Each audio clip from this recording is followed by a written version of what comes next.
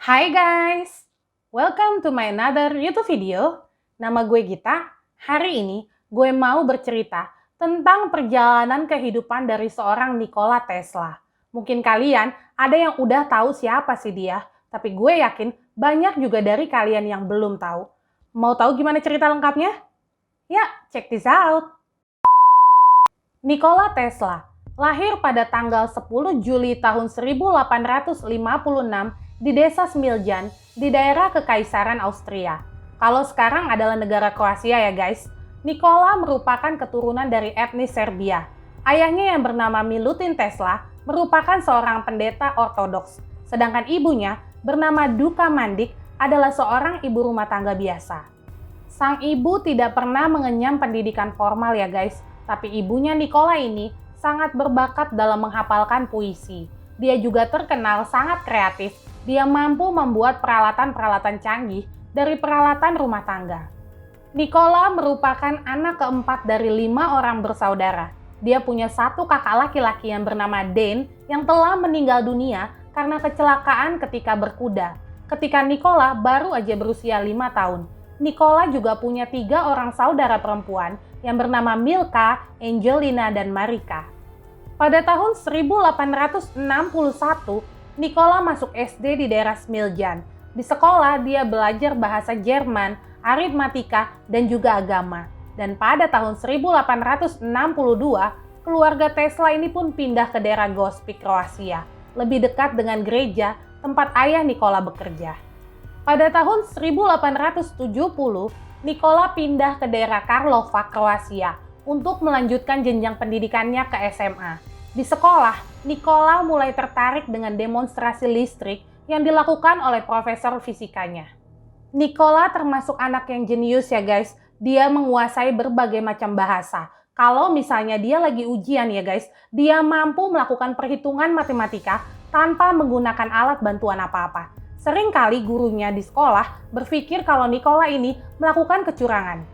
Pada tahun 1873, Nikola pun lulus sekolah. Ketika dia mengatakan kepada orang tuanya mau melanjutkan kuliah di bidang teknik, tetapi orang tuanya ini melarang. Ayahnya menginginkan Nikola untuk menjadi seorang imam besar di gereja meneruskan pekerjaannya.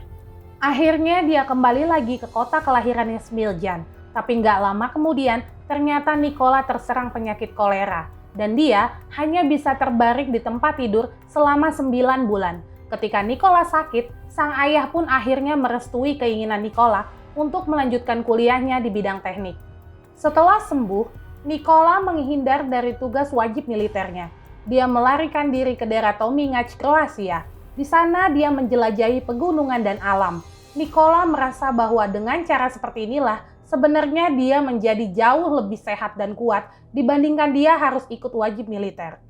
Pada tahun 1875, Nikola mendapatkan beasiswa kuliah dari Military Frontier dan dia mendaftarkan sekolahnya di Imperial Royal Technical College di daerah Graz, negara Austria. Pada tahun pertama kuliahnya, Nikola itu nggak pernah absen kuliah guys. Nilainya selalu yang paling tinggi dan dia lulus di semua mata kuliahnya pada tahun itu. Sampai-sampai kampusnya pada saat itu mengirimkan surat pujian kepada ayahnya Nikola. Di kampusnya, Nikola sering kali mengamati mesin-mesin baru seperti Gramme machine yang menghasilkan listrik arus searah menggunakan elektromagnetik dan juga dapat dibalik untuk beroperasi sebagai motor yang digerakkan oleh listrik. Standar kelistrikan pada waktu itu adalah DC ya guys, mode yang sama yang dipakai dalam sebuah baterai. Nah, setelah Nikola sering mengamati demonstrasi mesin-mesin baru, di situ dia tuh berpikir, kenapa enggak dia mencoba untuk membuat listrik arus bolak-balik atau yang sering disebut dengan arus AC. Nikola pindah kuliah dan mengambil jurusan kelistrikan di University of Prague di Praha, negara Ceko. Tapi untuk melanjutkan kuliahnya ini, dia kekurangan uang guys. Akhirnya, dia nih sambil berkuliah, dia juga bekerja di sebuah kantor telegraf di Budapest. Kalau sekarang kayak kantor pos gitu ya guys. Karena memang Nikola ini adalah anak yang pintar, atas kemampuannya pada waktu yang relatif singkat, pada tahun 1881, dia naik jabatan menjadi seorang manajer perusahaan. Sambil dia bekerja, ternyata otaknya masih tetap jalan guys untuk menciptakan penemuan-penemuan listrik. Tapi pada waktu itu, kesehatan Nikola mulai menurun. Selain gangguan mental, penyakit fisiknya juga ternyata lumayan serius ya guys. Dia jadi suka gemeteran kayak tremor gitu, denyut jantungnya juga tidak menentu, dan dia menjadi sangat sensitif terhadap cahaya dan suara. Biar kata Nikola sakit, tapi tetap aja ya guys, otaknya itu mikir untuk menemukan listrik arus AC tersebut. Dan semuanya terjawab pada tahun 1882, di mana tiba-tiba dia dapat ilham untuk dapat membuat motor dengan tenaga listrik AC bekerja. Di tengah-tengah kegembiraannya, Nikola akhirnya pindah ke Paris pada bulan April tahun 1882. Di Paris, Nikola bekerja sebagai insinyur junior di perusahaan milik Edison, cabang perusahaan Amerika yang didirikan untuk memperluas generator DC dan sistem pencahayaan yang telah dibuat oleh Thomas Alva Edison. Dengan cepat, Nikola berkembang menjadi salah satu tukang reparasi keliling yang dikirimkan untuk mengerjakan proses instalasi di negara-negara di Eropa. Sementara teman-teman dan perusahaannya sibuk mengembangkan listrik DC, tapi Nikola sibuk sendiri dong guys. Dia masih berpikir mengenai listrik AC. Makanya Nikola ini bisa dikatakan hampir nggak punya teman di kantornya guys. Kota Strasbourg merupakan salah satu kota yang telah membeli sistem dari Edison. Tapi ternyata pada waktu launching penerangan sistem tersebut di stasiun kereta api tidak berjalan dengan baik guys. Terjadi ledakan-ledakan di gudang kereta. Dan Nikola yang memang bisa berbahasa Jerman ditugaskan untuk mengatasi masalah tersebut. Dia menghabiskan 1 tahun di situ untuk memperbaiki sistem tersebut. Nah, di kota inilah akhirnya Nikola bisa mewujudkan impiannya. Di sebuah toko mesin sewaan, dia mampu membuat secara real dinamo yang selama ini dia simpan di otaknya. Dan dinamo tersebut dapat bekerja dengan baik. Ketika akhirnya Nikola kembali ke Paris dengan menggunakan uang yang dia tabung selama ini dan mengajak perusahaan tempat dia bekerja sebagai investor, akhirnya dia pun mulai membangun generator dan motor AC barunya. Tapi sayang guys, semuanya belum berjalan sesuai dengan ekspektasi. Entah karena modalnya yang kurang atau karena keinginan Nikola pada saat itu terlalu tinggi. Nikola pun akhirnya disuruh pindah ke Amerika Serikat untuk belajar lagi pada perusahaan induk. Nikola Tesla sampai ke New York pada tanggal 6 Juni tahun 1884. Di Amerika, dia bertemu dengan Thomas Alva Edison. Nikola bekerja untuk Thomas. Nikola kembali maju dan banyak desain-desainnya yang sudah berhasil dipatenkan. Lagi-lagi Nikola harus menelan kekecewaan guys. Thomas Alva Edison tidak memenuhi janjinya untuk memberikan bonus tambahan atas apa yang telah Nikola buat. Dan gak lama kemudian, akhirnya Nikola pun resign dari perusahaan milik Edison. Pada waktu itu, karena nama Nikola Tesla sudah mulai dikenal orang dan dia bisa mendapatkan dana dari beberapa investor untuk mengembangkan generator dan motor AC kesayangannya. Akhirnya Nikola membuat perusahaannya sendiri, yaitu Tesla Light and Manufacturing Company. Mulai deh tuh, berjalan perusahaan milik Nikola. Lumayan banyak proyek yang mereka dapatkan. Salah satu proyek Nikola adalah menerangi kota Rahway di New Jersey, Amerika Serikat. Suatu hari, pada musim gugur tahun 1886 yang merupakan hari yang sangat menyedihkan buat Nikola. Karena kepolosannya, para investor berhasil menipu Nikola. Dia kehilangan uang maupun hak paten atau hak ciptanya. Para investor tersebut tidak meninggalkan uang sepeser pun untuk Nikola Tesla. Sedih banget gak sih guys? Setelah perusahaannya itu bangkrut, Nikola jatuh miskin dan kemudian melanjutkan hidupnya dengan bekerja sebagai seorang penggali parit atau got, kayak tukang bersih-bersih di jalanan gitu ya guys. Butuh waktu selama kurang lebih 1 tahun buat Nikola untuk bangkit.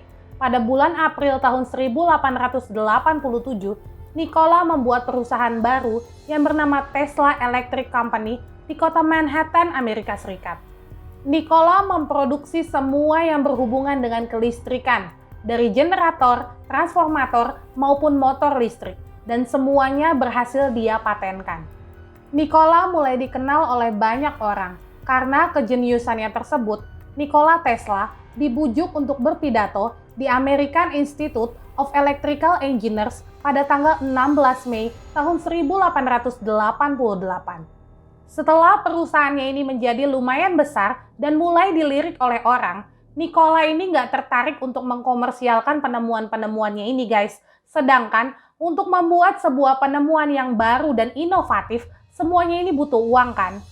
Sampai akhirnya, Nikola bertemu dengan George Westinghouse yang merupakan seorang penemu rem udara kereta api dan juga merupakan seorang pengusaha dari Pittsburgh. George mengajak Nikola untuk bekerja sama dengan menawarkan uang sebesar $1 juta Amerika untuk hak patennya, ditambah dengan royalti sebesar $1 per tenaga dari semua motor yang diproduksi oleh Nikola Tesla. Karena hal inilah, Nikola menjadi orang yang kaya raya. Pada saat itu, iklim keuangan di Amerika Serikat didominasi oleh permintaan modal dan konsolidasi yang biasa terjadi. Thomas Alva Edison bergabung dengan Thomson Houston menjadi perusahaan General Electric. Dan pada saat itu juga, George membutuhkan seorang mitra untuk mengukuhkan perusahaannya guys. Dapat deh nih ya mitra, tapi mitra George tersebut menuntut agar George membatalkan pengaturan royalti terhadap Nikola Tesla. Mau nggak mau ya guys, George Westinghouse akhirnya membujuk Nikola supaya mau membatalkan kontrak jutaan dolarnya itu. Dan dengan hati yang baik, Nikola pun mau membatalkan kontrak tersebut. Nikola Tesla saat itu merupakan pria kaya raya yang berusia 33 tahun, yang dengan tegas menolak untuk menikah demi pengabdiannya terhadap alam dan sains. Dia berhasil menciptakan arus listrik yang beroperasi hingga 10.000 siklus per detik. Nikola menjadi sangat terkenal, bahkan disebut-sebut sebagai pahlawan yang baru oleh masyarakat. Dia banyak memberikan ceramah-ceramah sains di berbagai tempat. Nikola kembali bertemu dengan seorang pengusaha yang siap menjadi investornya, yang bernama John Pierpont Morgan. Bersama-sama, mereka membangun sebuah pabrik yang baru di Long Island, New York, Amerika Serikat pada tahun 1900. Nikola banyak membuat karya-karya yang menjanjikan dan spektakuler seperti turbin Tesla, tapi sayang sekali guys, sifat Nikola yang sangat tertutup membuat klien-kliennya ini ogah untuk bekerja sama. Pada tahun 1912, awalnya Komite Nobel Dunia mengumumkan bahwa Nikola Tesla dan juga Thomas Alva Edison adalah penerima Nobel Fisika. Tapi entah mengapa, tiba-tiba Nikola menolak penghargaan tersebut. Dan akhirnya, penerima Nobel Fisika pada tahun itu adalah Niels Gustav Dahlen yang berasal dari Swedia. Nikola mengatakan bahwa ada perbedaan antara dirinya dengan Edison. Nikola adalah seorang ilmuwan murni, sedangkan Edison adalah ilmuwan terapan. Fast forward ke musim gugur tahun 1937. Nikola meninggalkan Hotel New Yorker dari perjalanan dinas rutinnya. Saat dia sedang menyeberang, tiba-tiba dia ditabrak oleh taksi dan dia terlempar ke tanah. Insiden tersebut membuat punggungnya rusak parah ya guys. 3 tulang rusuknya itu patah. Mengingat pada saat itu dia sudah berusia 81 tahun, jadi wajar aja ya guys. Kecelakaan itu pasti bikin trauma si Nikola. Setelah kecelakaan itu, Nikola Tesla semakin banyak menghabiskan waktunya sendirian di kamarnya di Hotel New Yorker, lantai 33, kamar 3327. Dia jarang menerima tamu yang datang pun biasanya hanya pegawai perusahaannya, dan makanannya pun menjadi vegetarian yang dibuatkan oleh koki hotel setiap hari. Pada tanggal 8 Januari tahun 1943, Nikola Tesla ditemukan telah meninggal dunia di kamar hotelnya. Forensik mengatakan bahwa dia meninggal pada tanggal 7 Januari tahun 1943, sekitar pukul 10:45 pagi waktu setempat. Dokter mengumumkan penyebab kematian dari Nikola Tesla kemungkinan besar karena trombosis koroner. Hal ini disebabkan oleh pembekuan darah di pembuluh darah yang membatasi aliran darah dan akhirnya menyebabkan gagal jantung. Saat ini, kamar hotel yang dia tempati sampai dengan hari kematiannya masih dibuka untuk publik dan dibuat menjadi semacam tempat memorial atau museum guys, untuk mengenang Nikola Tesla, sang jenius. Akhir yang menyedihkan dari Nikola Tesla yang hebat, penemu arus listrik AC, penemu Tesla Coil, dan penemu visioner yang serba bisa. Demikian guys cerita kita untuk hari ini. Semoga banyak pelajaran yang bisa kita ambil dari perjalanan hidup seorang Nikola Tesla. Terima kasih banyak buat kalian semua yang udah nonton video ini dari awal sampai akhir. Jangan lupa untuk selalu support channel YouTube ini dengan cara like, komen, subscribe, dan share ke teman-teman kamu. Bye!